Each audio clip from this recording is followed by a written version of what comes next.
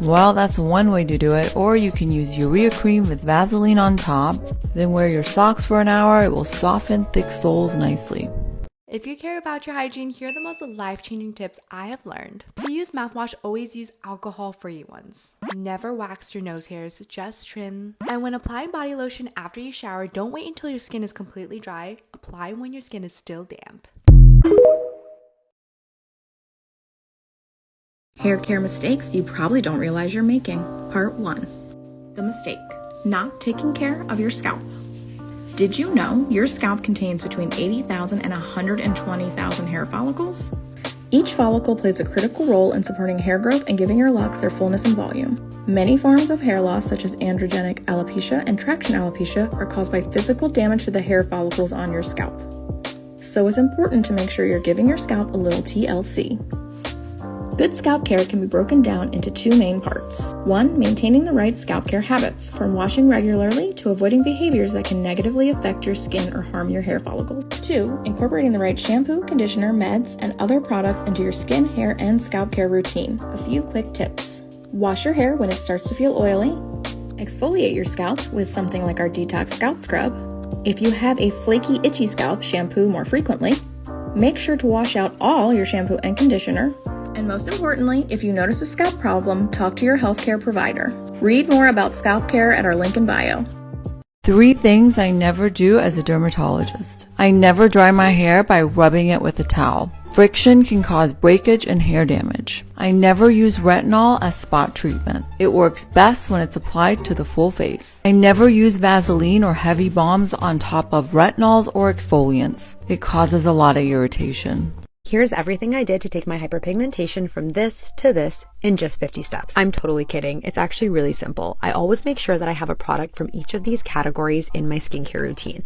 In the morning, I love to use azelaic acid. I love the topicals product and I've used it for over a year. Next, I always have a vitamin C product in my routine. I usually use it in the mornings, and then I always incorporate a retinoid at night. Sunscreen is essential, even better if you can find one that has barrier repairing ingredients as part of the formula. I love this one from SBR. On top of these categories, I always focus on skin barrier repair and skin barrier health. Pretty simple, right? Let me know if you have any questions in the comments below. Ladies, if you struggle with dark marks or acne on your bikini line, you should be exfoliating. Here's why. Exfoliating removes dead skin cells from the top of the skin's surface, revealing healthier, brighter, and more even-toned skin. And it also reduces acne. Exfoliating also unclogs pores, which means the products that you use after exfoliating will penetrate deeper, thus being more effective. For a better looking bikini line, I exfoliate with a scrub at least twice a week that contains skin healing ingredients such as honey, turmeric, and licorice root. This is my glow up scrub, link in bio. Welcome to part 5 of me showing you products I plan on consistently using throughout the fall, body oil edition. First up is Anything Glows by Taraji P. Henson. This girl is very much so lightweight. It seeps into the skin. It doesn't sit on top of the skin. You don't need that much. A little bit goes a very long way, and it smells just like the body scrub I showed y'all either before this video or after this video. I don't remember off the top of my head, but this is really good for layering. This is by Frenchie. This is the newest body oil out of all of the 3. And it's not just for body, but it's also for hair. And this is in their scent Cashmere Vanilla. I got this from Target. And it is a not super sweet, but not a fresh vanilla, but it smells pretty sweet, like it's in the middle. And you can use this for like your pulse points on your neck, your arms, your wrists and stuff like that. But you can use this for all over the body too. It's very luxurious. Last, Perfume TikTok put me onto this. I don't know why it took me the longest time to like finally get it, but it's worth it. This is the Aveeno Daily Moisturizing Oil Mist. You just spray it on, rub it in. You don't need that much of it, and it seeps into the skin.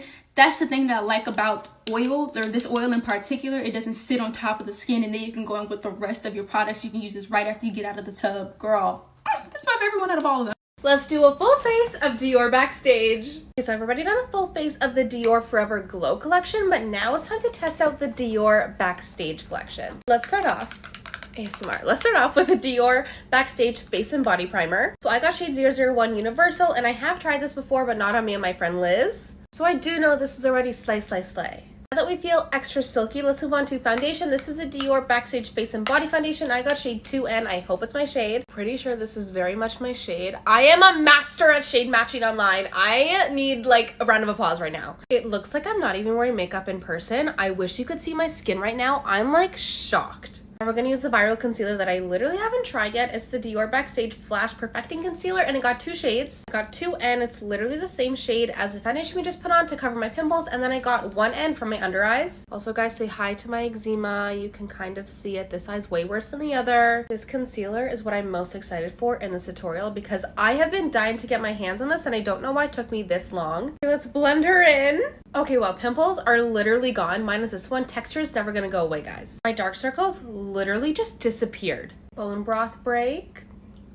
I get the hype. I totally get the hype on this concealer. I thought I got a bronzer. I don't think I did, but I did get this face palette. It kind of has like everything in it, so maybe we'll use a little bit of this to bronze the face, not contour. Look at what that just did. If you know me, you know I love my forehead to look like a shiny egg, so I'm very happy with how this is looking. We're going in with the iconic 001 blush from Dior that I already had. This is part of the Backstage collection, so we all know that this is my holy grail. I want to go in with this really pretty champagne gold color as my highlight and see what this does. Hold on, you can't see in this lighting. Let's go on this side.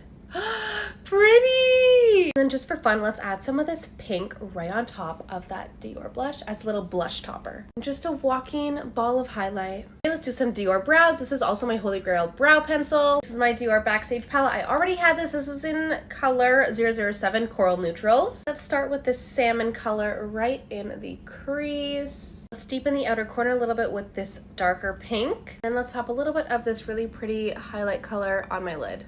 I use this in every single one of my videos. I'm surprised you guys aren't bored yet. I'm not putting on mascara because my lashes need a little bit of a break, but love you guys. Okay, so let's now use the Dior Glow Lip Addict. Now, I got a different color that I never, ever get, and I was in love with it. Can this open? Wow. It's color 035, and I believe its limited edition is called Burgundy. It's the perfect fall winter berry color. Like, I'm in love. And then I got the matching lip oil, which I'm a little bit scared to use because it's literally cherry oil and I'm allergic. We're gonna try it because this color's gorgeous. Wow, absolutely. And here's a full face of Dior Backstage. We look airbrushed.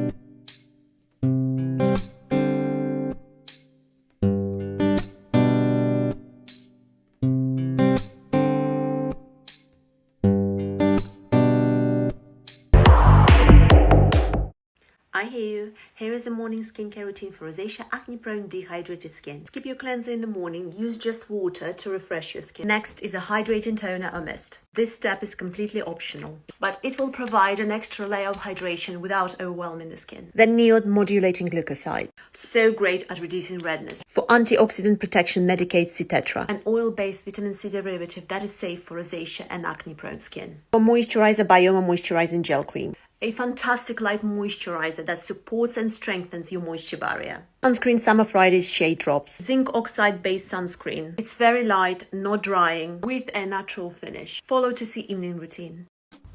3 things people do that show they lack confidence. Part 3. They judge other people a lot. There is a phenomenon in psychology called projection, which basically means that what we do not accept and like about ourselves, we see. Let's talk about skincare pilling and why it happens. This is what happens when the product starts to clump and pill on your face. And your skin starts to kind of look like this. Number 1, you're using the wrong ingredients together. So sometimes this can happen if you're using 2 ingredients that don't go well together or they're incompatible. Another reason is you could be using way too many products. And honestly, sometimes the more simple the routine, the better. Another reason is you're applying your products right after another and not giving it enough time to absorb into your skin. So basically, you're just piling your serums and your moisturizer right after one another, not giving your skin enough time in the product, enough time to let it sit on your face. I hope this helped and follow for more. Psychological ways to get people to like you. Part 1.